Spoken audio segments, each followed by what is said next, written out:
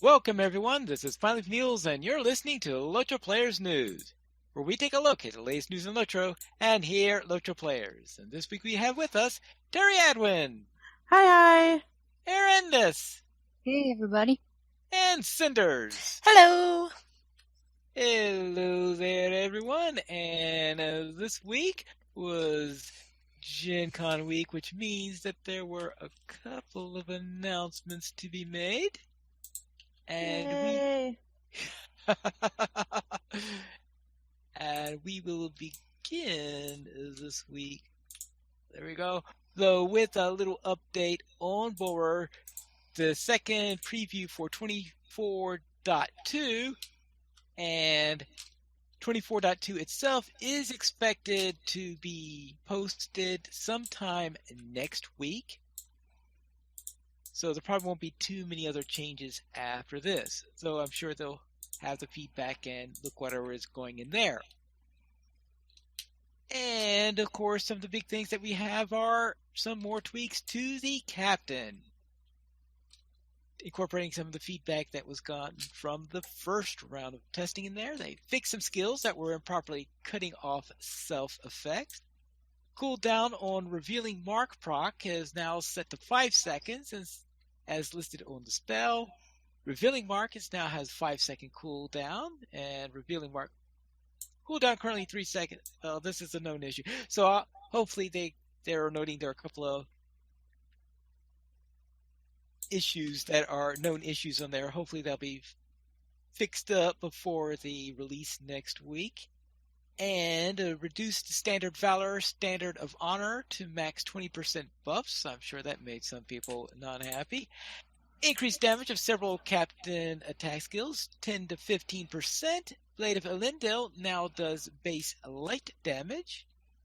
Bind of Equip can now no longer... Blade of Elendil, that's Blade of Elendil, yes, that's the same. Sorry.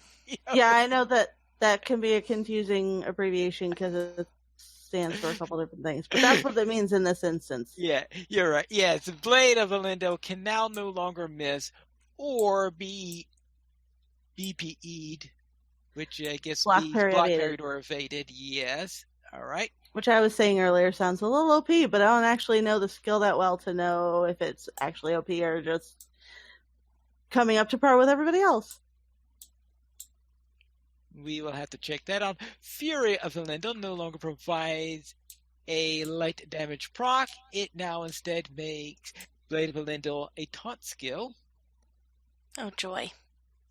Shadow's Lament and damage upgraded significantly. Kick cooldown reduced to 10 seconds. Last Stand now heals a base 20% of max morale. Plus minus 20% from legacy. Oh, plus about 20% from legacies. And devastating attack damage increased significantly. They're also making some adjustments to Scions, increased the Tier 2 and Tier 3 instance difficulty tiers to be closer to the prior values, and then they will go for there. In other words, apparently, when they're tweaking things, the Tier 2 and Tier 3s got tweaked a little bit, nerfed a little bit, so they're being put up back to where they're supposed to be. Scions, fixed Scion of Hatred Burn damage, Anvil of Winterstith. Primal Frostheart encounter. The fight will now end as soon as the player teleports back outside after escaping Cremo. Increase the deed completion grace period by 30 seconds. Anyone here ever do Anvil of Winterstith? No. Sans has done it. I don't know that they were successful, though. All right. Then she might have a better idea what they're talking about there. You can ask her next week. She should be back. Right. When we go through the official release notes, hopefully that'll be mentioned again there. Trees growing in rocks in the Gladdenmere have been removed. Invisible wall in Malvang has been removed. Buried Ord known in the Lone Lands has been fixed. The stuck spot in Lulstruck has been fixed, and the Death Rock in Gladdenmere has been fixed. The Death Rock? That's what they called it, the Death Rock. I guess it's a rock that if you went too close to it, it would kill you or something like that. I don't know. Sounds like a watching stone. Yeah. As for UI changes, added house owner or kinship owner to each housing entry of the housing info panel, so that you now know who owns that house. Housing vendor and housing for sale sign buttons have dynamically updated to reflect the Mithril coin balance updates, and fixed a problem with the Mithril coin verification dialog for stable master travel after all destinations finished. As for skirmishes, the Herbalist Ultimate Words of Healing skill has been increased slightly at trait rates 45 to 50. It took them how long to notice that there was something wrong there? Because they added 45 to 50 with the Dol Amroth. For the Isengard Tavern. Yeah, well, skirmishes. Yeah. Say, I think you're probably one of the only people who noticed Pine Leaf because we had no idea. For the Isengard Tavern, the crafting hall has been slightly rearranged to accommodate more training dummy stands. Apparently, a lot of people are going against the training dummies in the Isengard Tavern. Well, yeah, they're testing captain skills. Yeah, that sounds like whenever they make an update to a class, people are down there trying to do everything they can against the dummies so they could get some numbers. In Telling Mark, the cooldown is currently 5 seconds. Oh yeah, I've already talked about those known issues there. And those are the changes for this week's build. And we'll see what actually gets into the official release. Right now, they're scheduling that for next week, barring anything really unusual. Let's then head into the announcement over at Gen Con, where they have decided to announce a new race coming out with the next expansion, and those are the Stout Axe Dwarves. Yay, dwarfs. As our dwarf friends were very excited. They were Oh, yeah. squeeing all over Twitter. Interesting that they chose stout axes since that's the dwarf race from Mordor. Well, since we are going to Mordor in the expansion, I guess they Well, decided. yeah, but I mean, we've been to Mordor already. Yeah, there is that. But when they added Mordor originally, that's when they brought in the High Elves. So I am just trying to think about the whole concept of how some storylines can go about getting to Mordor and all that stuff when you have a character that could very well have been born there. Yeah.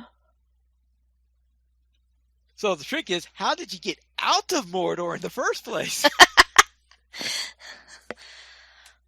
That must be a story in It's itself. going to be really interesting to see what kind of intro quests they do for the stout axes. Yeah. Like, are they going to get their own intro like the High Elves did? Because that would be cool. I'd totally play a stout axe in that case. Well, and then my thought would be, like, you guys were saying that they're in Mordor and they could have been born there, but would all of the stout axes have to be in Mordor, or would there be a remnant that could be out in Middle-earth somewhere that is coming into Mordor? Well, based on the lore that was quickly read by Severlin at Gen Con, though it's hard to hear everything he said because of all the background noise, it sounded like that the lore involves that the people have been in Mordor. In fact, that they lost their original name because of being brought in there, they took up the name Stout Axes, and it makes it sound like that they've been in Mordor. I got the impression that the race that was the impression that I got when we first meet the Stout Axes in Mordor. Like, I remember that quest line pretty clearly because I thought it was one of the better quest lines in Mordor. Right. So so as far as I could tell, yes, that's where they're going to be from. Now, if we're wrong, we're wrong. But I would think that if they wanted a group of dwarves not from Mordor that weren't Longbeards, they would have brought in the Shelruka. The Shelruka, yeah. But would anybody want to play as Shelruka after what we went through in the newer there content? Might be some people. I have a feeling that Terry might not. But Well, the Shellrook are jerks, but the Shellrook are also known to have not necessarily stayed in the East, as opposed to the Stout Axes, who've kind of pretty much not been able to leave Mordor because it's Mordor. it's a hard place to leave. You can't really. Nobody walks in, but nobody walks out either. That's right, except for Orcish armies, and they're watched closely. Right. Okay, no one walks out of Mordor, but some march out. Fair.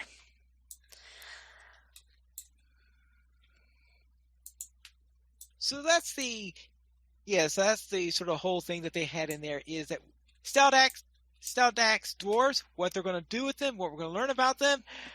We'll have to wait until they either post more information or we see the first Bulwer build for the expansion. And I don't think they've quite yet announced when that's going to be, but I guess that might be a month or two away. And the other thing they said is that they are looking into the ability to change races. This one was pretty huge, actually. Because it's definitely not something that we've been able to do before in LOTRO. Right.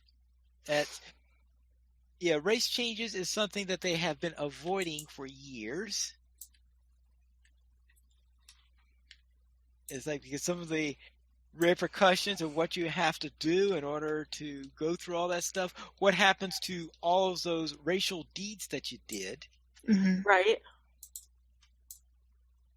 But I suppose with the new virtue system, you can just get the points converted into something else. Yeah, but the racial deeds are different. Oh, that's true. Yeah, because those are for specific traits. Huh. I don't know. It'll be interesting to see. So I think that's going to be one of the big challenges, is how they handle that. Do they have a one-for-one correspondence of each of them? Let's see. Well, the High Elves don't have... I think they work a little bit differently on the number of enmities that they have. I have to double check on that. So yes, there are a couple of things that they are going to need to work out before this is all polished out, and one of them is how they're going to handle all those racial deeds and the racial traits that you have in there. Now, when you change from one race to another, assuming that they are able to work this all out, it is going to be that you're going to be keeping the same class, which means if the race you're going into can't be that class, then you can't change to that race. You're not going to change into your captain cannot turn into a dwarf, because there are no dwarf captains, unless, of course, I cannot see the Stout Axes being captains, because they're of all the races in all of LOTRO, they are the least likely ones to be captains, I think, because they've been under the thumb of Mordor for all these centuries. So I'm going to assume then that they can't be captains, therefore you can't turn into a dwarf captain. Are there going to be differences on sub-races? That's likely, but I think one of the reasons for this is so that an elf could turn into a high elf. So that's... which is probably one of the more subtle ones, because at least in the case of going from an elf to a high elf, you probably just say, well, I was a high elf all along, it's just that we weren't allowed it before. Right. Or that my dwarf was a Stout Axe all along, but, well, I was hiding it from everybody because, well, we're going to say, hello, I'm from Mordor! Yeah. Probably not. Great way to make new friends. That's a great way to make new friends. Well, it's a great way to make new something. That's for sure. And I have a feeling that Nazgul would even like that greeting less than anyone else. Mm-hmm. Then what are you doing out of Mordor? Well, It's a long story. We don't have It's time a- for this. Goodbye. It's a long story. And try to get out away from him as much as possible. So those are the two big announcements that I remember. There are also some announcements on the DDO side on what they're doing there, but we'll announce that on DDO Players News instead.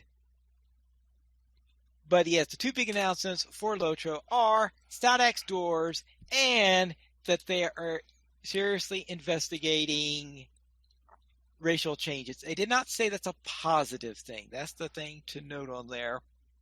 That they're, that's the word on it, right? It didn't sound very positive when I was saying it. It sounded like that they are investigating the matter, just looking into it to see if they can do it. And I presume that means if they do have the tech to do it, then most likely they'll happen, and it'll probably cost a pretty penny in LOTRO.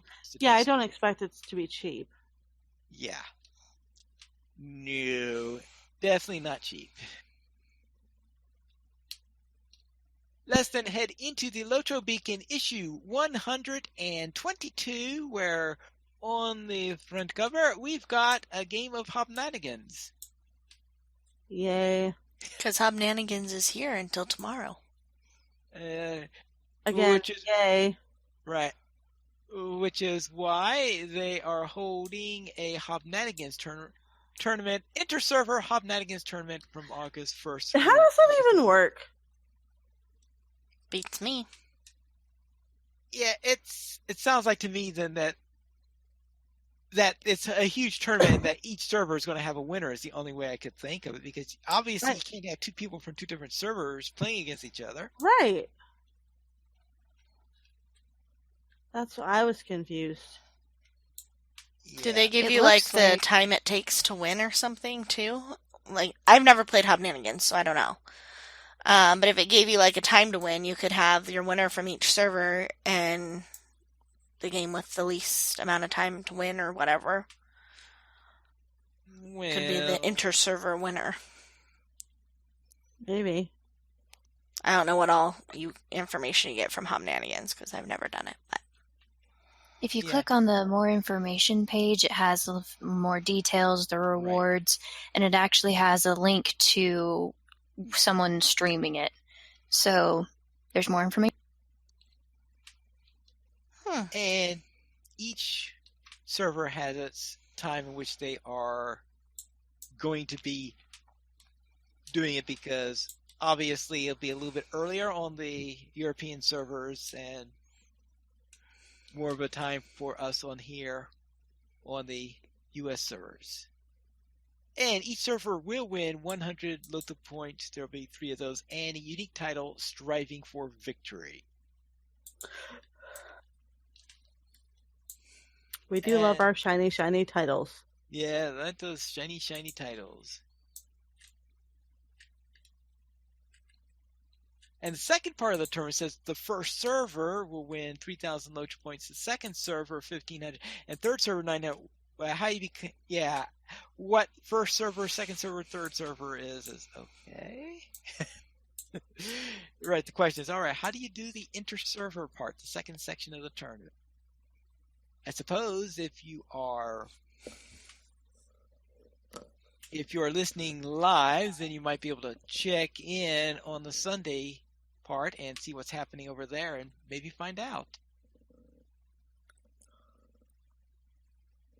Then also we have there is the Golden Flower cosmetic outfit inspired by one of the 12 houses of Gondolin, and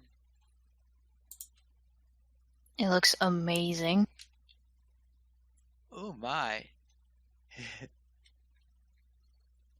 The gleaming thread is doing this right of the golden flower, and that is quite an outfit. Yeah, I love the setting and the background that they used.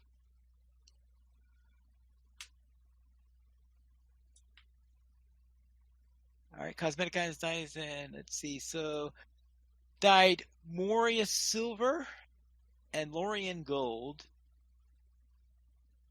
Which No, are festival dice that I will not use. Yeah, I had a feeling. Yeah, as soon as I saw those names, they sounded like festival dies, which, yeah, that means not a Terry Adwin friendly outfit. Mm-mm. Second Breakfast will be hosting Crick Hollow's 9th anniversary on September 8th, 2019. They are looking for a kinship who will like to be involved in the festivities. And on... Oh no, that's already done. So let's head into the Kin Hall.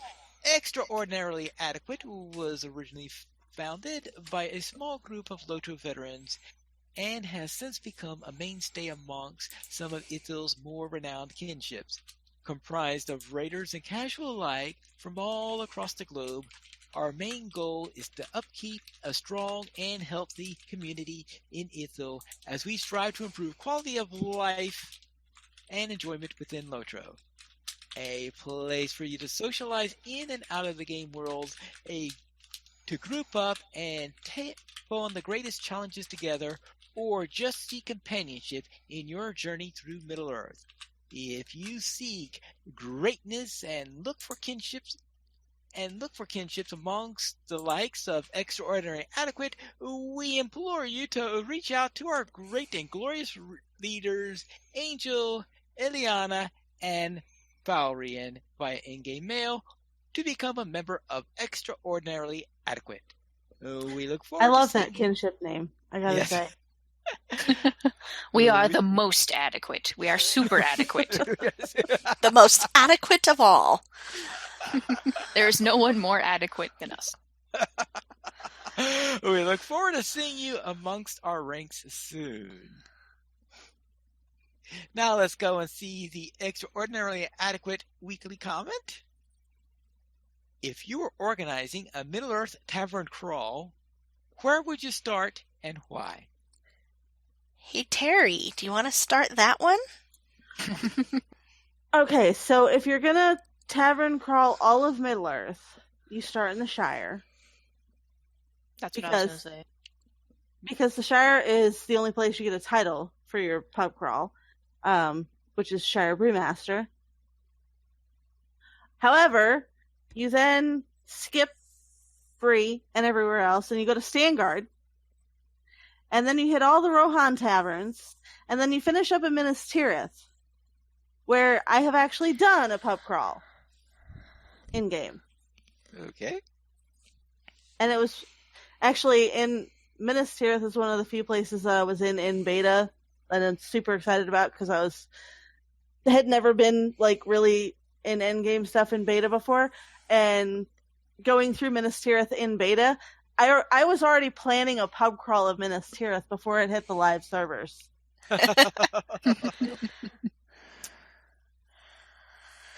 And I'm pretty sure that Andang has that video archived somewhere because I'm pretty sure it was something he streamed on his YouTube channel with Maven and him and I.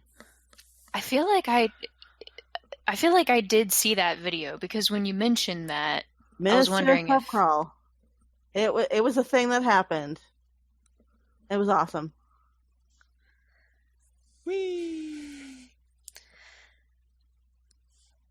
All right, anyone else have any answers on that sense? It looks like Terry Adwin will go to the 3 densest areas in regard to pubs.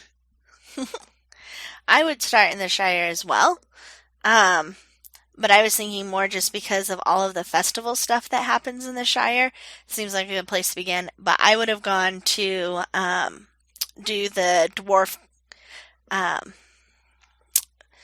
pub stuff after that because they like to drink. It's kind of a dwarf thing. They do like their alcohol. I will give them that. Also, the other reason to go to the Shire is the taverns have unique beers. So each tavern has its own beer list, which is something they really need for Minas Tirith. So if you want inspiration for beer names for Minas Tirith, I'm available for consultation. Just saying. And there should be a title that goes with it, like the one that you can get in the Shire when you try all of the different kinds of beer. Oh, that's actually Shire, Thorin's Hall, Bree, the Forsaken Inn, Mm-hmm. and Rivendell. But it was everything that was unique to that area, right? Or is that... It's basically the Eriador pub crawl. It's the Inleague Sage of Fine Spirits is the title. I think that they should have a title for each like area. So like you had the Eriador one, there should be like a Rohan title, there should be a Gondor title, there should be like I think that would be really fun. Yeah. And then there should be like a special one just for Minas Tirith. Special one just for Minas Tirith. All right. But again, the key is your unique beers. Yes. Or wines, I suppose. Beer, wines, and spirits, or however they put that. Yeah. Alcoholic beverages of all sorts. What do you say, Got a Arendis? drink. I guess it kind of depends on what you're looking for in a pub crawl. Like if you wanted variety, then I would say try to hit everything. So maybe start in the Shire, move to Bree, maybe Forsaken Inn, hit Moria just a little bit, then go through Rohan and end in Minas Tirith. But if you're trying to do efficiency and just have it all in one condensed area, then I would just say go straight to Minas Tirith and just do it there. That's a good point. True. Oh, and then if you got all of the different titles, there should be like a meta-deed title. That would be awesome. Kind of like you have like the Skirmisher Middle Earth title. Oh, yeah. Which is like you've done and encountered all of the You've done encounters all or of the whatever. drinking everywhere in Middle Earth. I support Yes. this plan. Yeah. You have done all of the drinks. And then you would have you would have Pyleaf with his Skirmisher Middle Earth titles, and you would have Terry with her drinking titles, and you would then they need that's like a so shooting good. one After all for the drinking Sans with. titles. Oh, they need they should have one where you can like go find. They should have like, you know how you have the special mobs like the one warg over by Archit, and like if you shot them all or killed all of them at some point, you should get a title for that, and then that would be like Sansa's title. All of her characters Poker would up have that no life. one. If they had one for making and eating all the different pies of Middle Earth, Emerlina would have it. I would There's work a for that. Pie Eater title. Yeah, the pie eating champion one. No, there's a Pie Eater title, too. Oh, for eating like all the different pies you can make? No, Yeah, it's for oh. a couple of different cooked pies. Yeah, I think you have to eat a certain number. It's a hidden title. It's not so all I of. don't know. It's a hidden title, but it's on the LOTRO wiki, and it's not all of the pies. It's just a couple. Well, I know what Emerlina's going to be up to. I don't think I've gotten any of those eating titles yet because I've. Ooh, Not- Sans and I got the not breakfast the- one on a couple characters. Okay. It's good. It's like bacon and eggs, and then I don't remember what the third thing is. Not coffee? I don't think it's coffee. I think it's like muffins or something. I don't know. I guess that might make sense. Blueberry muffins, perhaps. Yeah, I don't know. Yeah. As for me, we are talking about pine leaf here, so it's the pine leaf logic type way. You start in the west and you go eastward.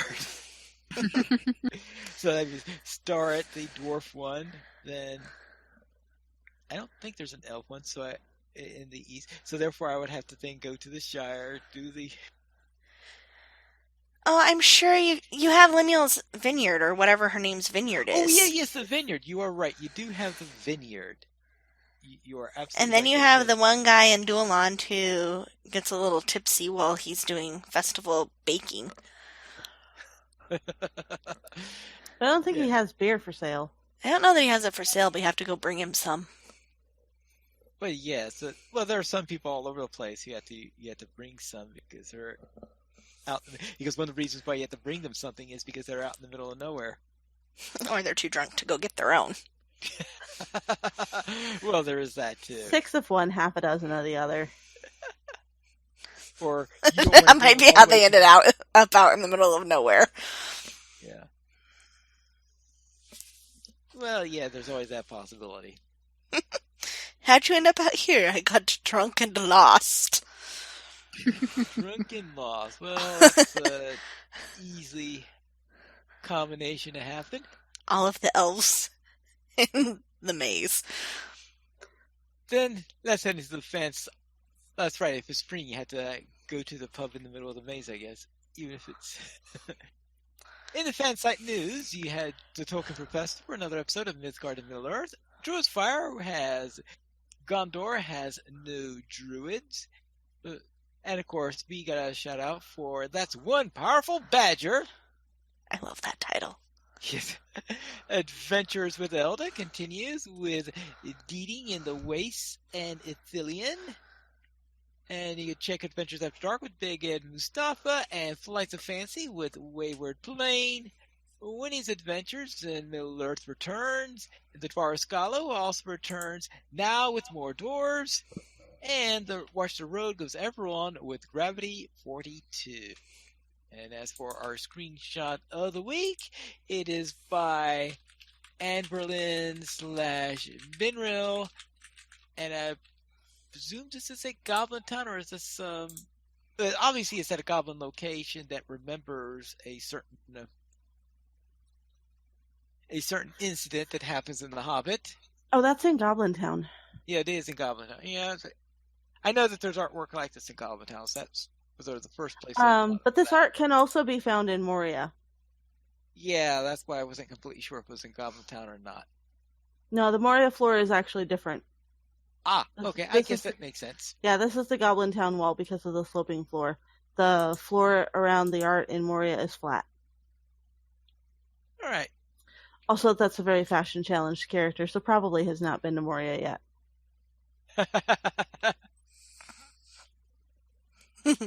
Have you guys read Sam Burke's comments? Oh, Sam Burke's comments. I laughed out loud at the My Hobbit was just a shaving dwarf comment when we were talking about the race change. That was just a shaving dwarf. I was reading the comments about where to start a pub crawl. Ah, all right. They should have a crawling emote that you can do. I don't know. Sorry.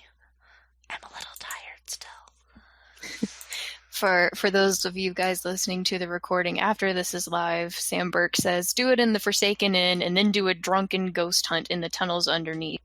End of the Forsaken instance. Okay. I hate that instance. That one's pretty bad when you're sober. And this is crawling downwards, ending with rum and an actual pirate ghost ship. You can't pay me enough to do the Forsaken Inn instance. You really can't. But if there was like a special version of it designed to be done drunk that ended with being able to drink in the pirate ship. Wait, the first time you do that quest, you start out drunk. That is true.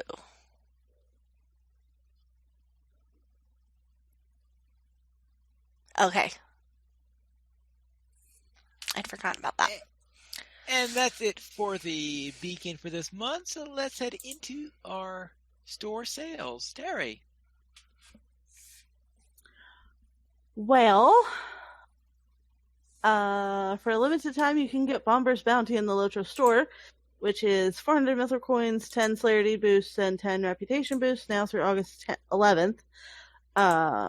We have Hobnanigans on through August 4th. Yay, nobody cares. Except the people who play Hobnanigans, I guess.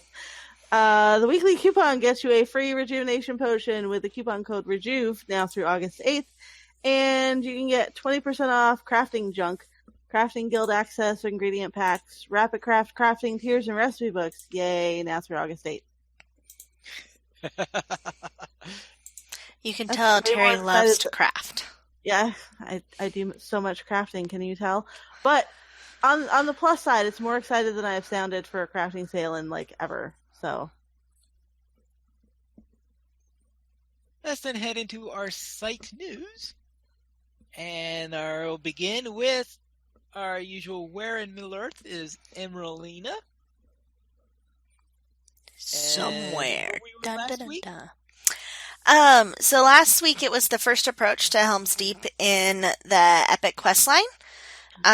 So Gandalf sends you to follow King Theoden, and you show up, and there's this whole group of Rohirrim. Actually, I don't think it's the Epic that brings all them there. Oh, I thought it was the Epic. Maybe I just No, had the- them all at the It's same actually time. the Rohan questing. Yeah, Okay. it's a Rohan questing for the Westfold.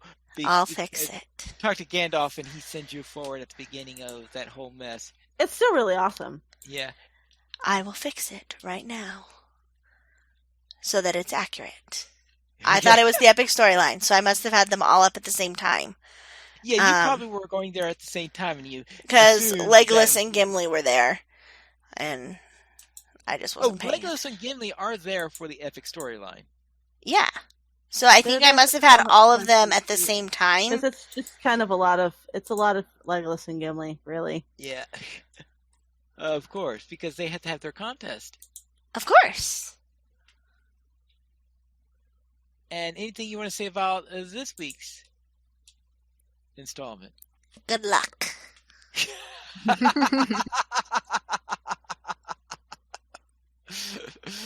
Yeah, it looks like it's a little bit tougher than some of the more recent ones. But I still think I know where it is. I was gonna say, but if Terry can tell the difference between the floors in two different areas, I'm going to go with the less is more version of this. Yeah, there is that. I can tell the difference in the floor in Moria. It's a specific floor type. Who pays attention to that? Not me. Do you have any idea how much time I have spent in Mordor or Moria? A lot more I than have- me. Been through Moria with 20 some characters. It's a lot of time.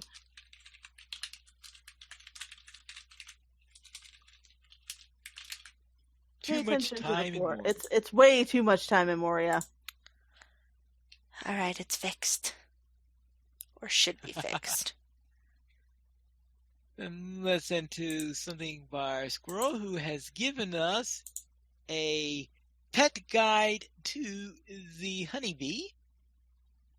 So if you want to know how to get your own honeybee, you can look at his guide. And under that, he does have also one of his little critters comics to go with it. And yes, involves honeybees. Yeah. No worries, I'm a freebie! I know. I laughed at that too.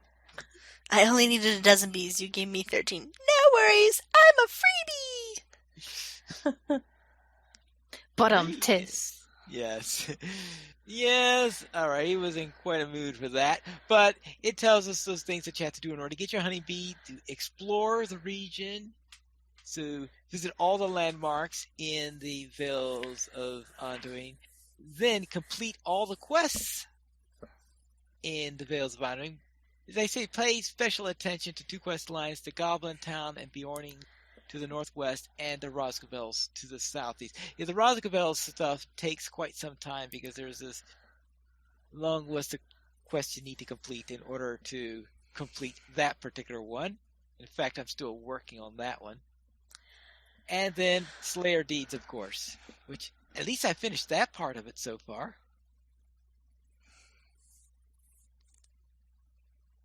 And those are the ideas on there, and there are links to each of those into the wiki for what you need for the Explorer, for the quests, and for the Slayer Deeds. And that way you can have your own bee following you. It's just, remember, it's a pretty big bee. But it's so cute. Look at it. It's an adorable looking bee. Terrifying. It's huge. My hobbit needs one. It really does. Well, you'll then have to do all that. You have to go and get all those quests done and do the Vales of Anduin. You haven't even started it, have you? Sort of. It's been a while.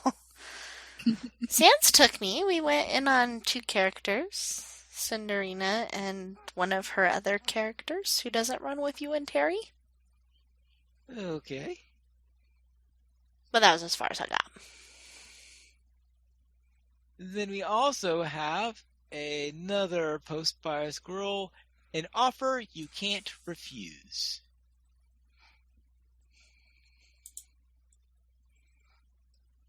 And this is another little thing involving critters and all.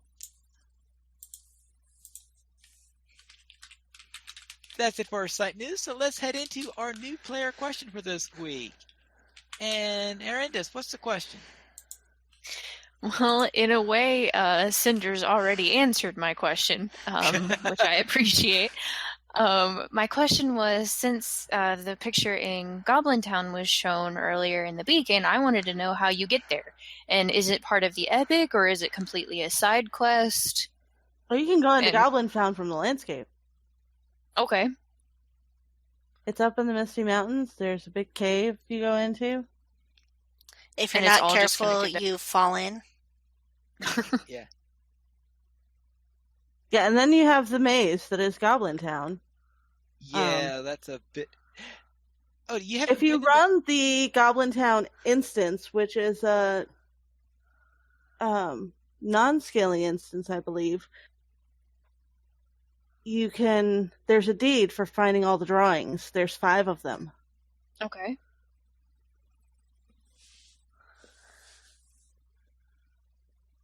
That's pretty cool. Yeah, is there a title or something, or is it just just part of a deed, or? I don't remember if there's a title attached or not. Okay, I was just curious. I just remember that there was a deed for it. Sounds pretty cool. I'll have to check And you it out. can find a cool place behind a rock after you go down, down, down, down, and down some more. Yeah. Right, and Terry's speaking then of the Goblin Town Throne Room instance, but there is another Goblin Town instance called Seat of the Great Goblin, which is a scaling instance.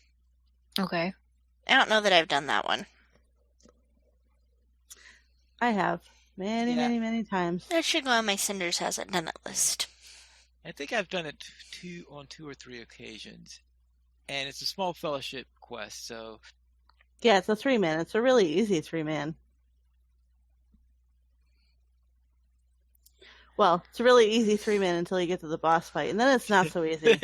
Yeah, that boss fight can be... That boss fight is one of the ones that has mechanics and requires a specific group makeup, really. Unless you go in over level, and then you can just kind of steamroll over it. But doing it on level, you really require some strategy. Yep. Anything else? Okay, as for... Right, so those are the ways to get... Yeah, those are the 2 instances involved in it. Then you have the main Goblin Town, which are, as already mentioned, you get through the Misty Mountains. And Bilbo Baggins sent you on a quest there, so if you've done stuff in Rivendell, Bilbo's probably tried to talk you into heading into Goblin Town. You might have ignored him, but that's a possibility. Then there is also a point in the epic storyline where you get sent into Goblin Town. Mm-hmm. Briefly. Briefly. And then there's a point in Bingo Boffin where you get briefly sent into Goblin Town. So therefore, just about any storyline that you do, if you do the storyline, it will, at some point or the other, you will get into Goblin Town. So I'm surprised that, because how far have you gotten so far? I am past Moria, but at one point in Moria, I was just doing the epic story. I was just sick of being in Moria, so I may have just skipped it. Oh, Yeah, and you don't necessarily... Volume 1? Oh, I honestly don't remember. You don't really have to go into Goblin Town too far in the epic in Volume 1. Yeah. Okay. I mean, this drawing is pretty far in there. Yeah. Yeah, you probably haven't seen the drawing, but but you might have been in Goblin Town and just don't remember it because you didn't go too far on it or something like that. That's very true. Or weren't really thinking about, hey, this is Goblin Town. This is pretty cool. Right. Then the other thing to note is that the new area, the Vales of Anduin, has a public instance version of Goblin Town, sort of another section of Goblin Town that you could also enter. So that's another section of Goblin Town that is... But that's new, so that's not something that new. even I have seen yet. Right.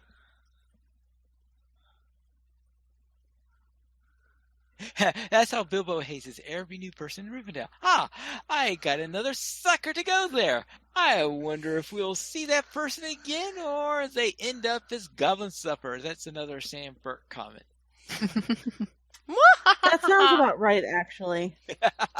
They don't have the ring, obviously. They will be Goblin Supper. Yes. Let's then head into our weekend LOTRO and Arandas. What were you up to? I was not up to anything in game this week. It was very sad. So Cinders, how was your... Well, so all of my week stuff happened today. Because I've been away from electronics pretty much all week. So I did get Where in Middle-earth is M up. And then I decided that I was going to take M to get a pie, a prized pie. And I have discovered that apparently she had one at one point, and she has since misplaced it. And also, she had to feed some horses after wreaking havoc in an orc camp, so that was a lot of fun. Penleaf, what happened in your week? All right, I'll begin with the field trip on Arkenstone, where we headed into the Stone Deans and then to Helm's Deep. But when we got there, the army had not arrived because you know how Sanswinda sometimes is in a real hurry, and she said, all right, let's do okay, we pretty much thought, okay, let's do the epic in there, so let's rush then as directly as possible to Helm's Deep so we get there, and of course there's no army there, and I arrived there in the daytime, so we couldn't quite get the same shot that you had in there because it was daytime and no army, but we were at the gates of Helm's Deep. Then on my Crick Hollow Warden, I befriended various creatures all throughout Middle-earth. Because, right, I guess that's so. And my Honor Warden headed deeper in an Edenwise, and I ran into some distant cousins. Very distant cousins. I'm going to quickly insert that they did some screenshots during the field trip. They're pretty funny. Sans put them on her Twitter account. Yeah, I did notice that she was going to take some because there was a little bit of a thing about the barrels and all of that stuff that on that quest, because since Winda got to a situation where she was stuck with her dummy stand because someone had already apparently she managed to pick it up after someone else picked it up, and because someone else had dropped off their dummy stand first, she wasn't able to drop hers off because it had already been dropped off. She had credit on the advancement.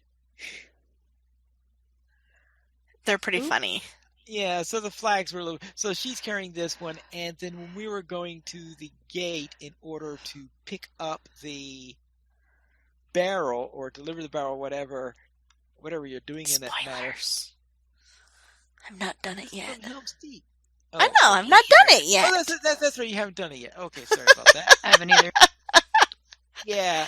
So therefore, when we're having this stuff for something else, I figured the spoiler would be from the picture itself. That she then decided, let's take some pictures of us carrying all these things.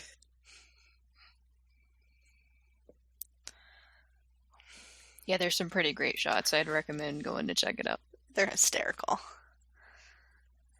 Let's head into news beyond LOTRO, and we have another section of All That Is Gold Does Not Litter.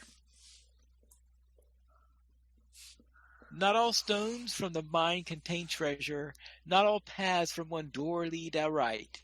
Yet the diamond has worth beyond measure once the gemstone is brought to the light. Not all steel is suited for sword blade, a hero not all man can make. As the strength of the elves and their songs fade, a good king one should never forsake. Not all songs sing of battles and ending, not all tears are from happiness shed, but all hearts to the death yet are wending, and all feet to their last day are led.